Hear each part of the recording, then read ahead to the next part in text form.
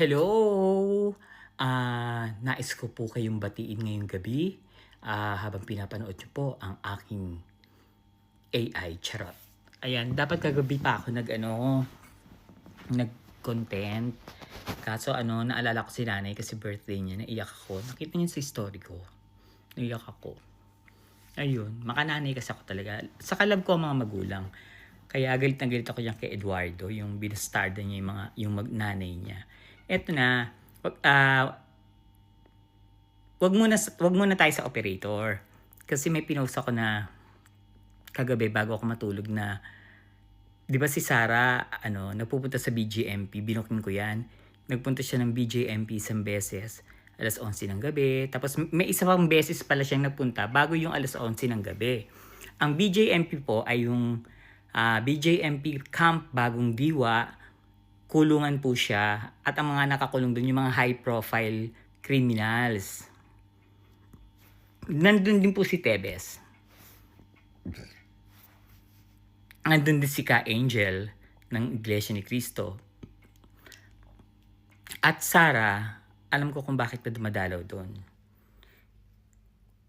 Nandun din yung kakilala mo, yung kuya-kuyahan mo na dati ng tao ng tatay mo, ibinigay sa'yo, inalagaan ka, naging BPSG mo, alam lahat ang tungkol sa buhay mo since mayor ka pa. Tapos, yung taong yun, kaibigan ko. Kaya nung linabas ko na dumadalaw din ako sa BJMP, pinakita ko 'di ba yung ID ko, tapos yung tatak ko, isang tao lang ang dinadalaw natin. So anong dahilan na sa loob ng 3 taon, hindi mo dinalaw si RM, tapos ngayon dumadalaw ka? Alam ko naman kung bakit. At alam mo rin kung bakit ayoko sa'yo. Kasi alam ko yung katotohanan. Alam ko yung confidential fund. Alam ko yung pagiging attitude mo, pagiging maldita mo, at pagiging sinungaling mo. Alam ko lahat. Lahat. Kaya ayoko sa'yo. Hindi lang kasi alam ng mga tao yung totoong eksena mo. Pero yung kuya-kuyahan mo na kaibigan ko, kinuwento niya sa akin lahat. Alam ko ang mga katarantaduhang ginagawa niyo. Kaya consistent ako na ayoko sa inyo. Pinagsisisihan ko na sinuportahan ko ang si Duterte. Pero ikaw hindi kita sinuportahan. Kilala na kita. Diyos ko. Excuse me po. Dumadalaw ka sa BJMP dahil chine-check mo na baka may gumamit dun sa kuya-kuyahan mo. Na baka mamaya wala na dun, di ba? Dahil yun yung nakakaalam ng lahat ng totoo. Kung ang confidential fund, intelligence fund, ang Mary Grace Piaros, ang pagnanakaw nyo, ang pagpapapatay nyo, lahat-lahat. At dun siya nakakulong pero hindi siya pwedeng patayin doon. Pag nasa BJMP ka, hindi ka pwedeng patayin. At pag pinatay si RM, ikaw ang mananagot.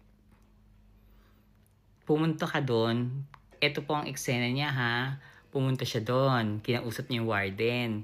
Ang sabi niya is, magpapa-project siya. Dahil daw mga PDL nga, nakakulong nga naman, inaantok na ako. Nakakulong na nga naman, ibigay daw yung mga pangalan ng mga anak. At siya raw ang tutulong sa pagpapaaral.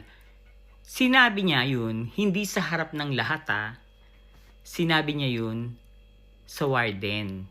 So etong warden, pinatawag isa-isa yung mga nakakulong dun sa Annex 2. Kung saan nakakulong yung kuya-kuyahan niyang yon na tumulong sa kanya ng eleksyon, na kaibigan ko.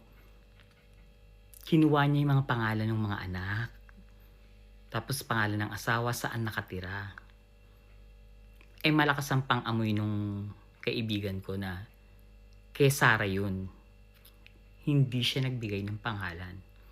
Hindi niya binigay ang pangalan ng mga anak niya at ng asawa niya at kung saan nakatira kasi alam ng asawa ko ng kaibigan ko yung gagawin ni Sarah. Pakikidnap niya yung mga bata, papapatay niya para hindi magsalita si Caramil. Ayan, sinabi ko na Caramil, si RM, na tungkol sa kanya. Chine-check niya lang kung nandun pa yung kaibigan ko. Yun ang eksena mo. So, nung nakita mo at pinapunta mo pa si Joyce dapat eh. Eto, dapat kine-question ka dito. Nung hindi ka na pumupunta, may pinapapunta kang babae. Si Joyce dapat na naging USEC ng PMS. May position ba siya sa opisina mo?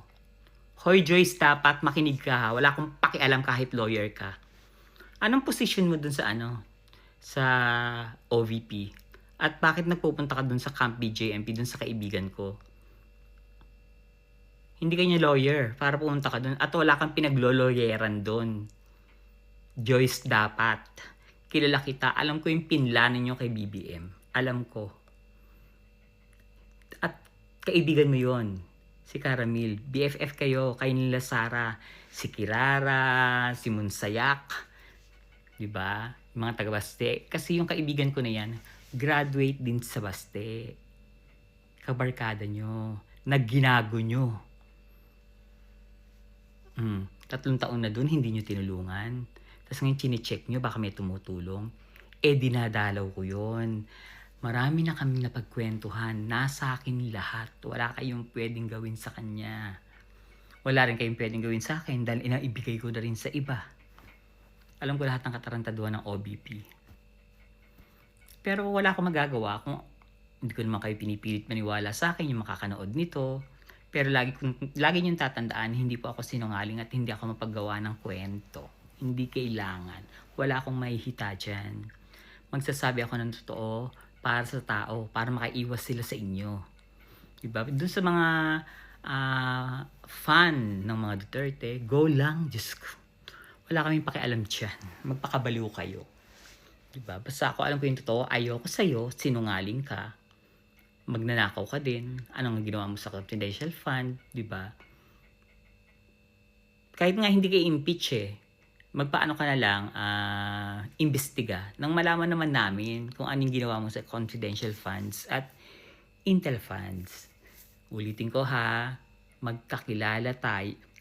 Isa lang yung taong dinadalaw mo, pinupuntahan mo sa BJMP. Isang tao lang. Kaibigan ko at kuya-kuyahan mo.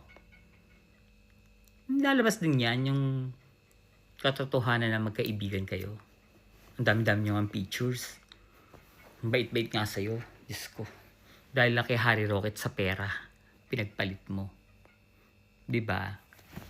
Chururut to sak. Hindi ka makakapunto sa akin. Sabi ko nga, kayang-kaya ko kayong basagin lahat. Lahat kayo. Kaya kong basagin. Maski yan si Gutesa. Kayang-kaya kong basagin yan. Tao mo yan. Huwag kayong umarte. Tao mong bobo na INC na hindi nagbabasa ng tamang script.